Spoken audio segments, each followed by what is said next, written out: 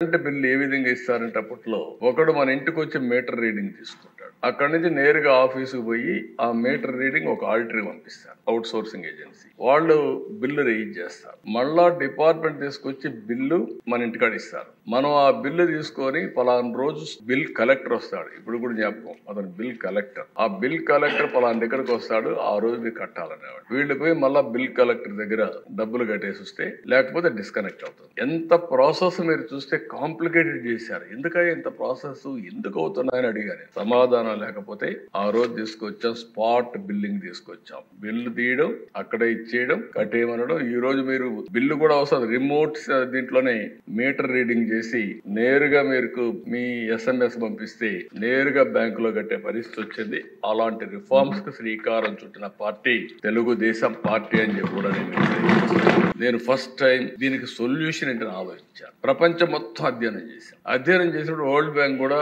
దానికి కూడా నేను ఈ రాష్ట్రం కోసం మంచి చేయాలనుకుంటే నన్ను ఇదే అసెంబ్లీలో ప్రపంచ బ్యాంకు జీతగాడని మాట్లాడారు ఒక ముఖ్యమంత్రిగా. పర్వాలేదు, పడ్డా. దేనికోసం పడ్డానంటే రాష్ట్రం కోసం పడ్డానని తృప్తితో పడ్డాను. First time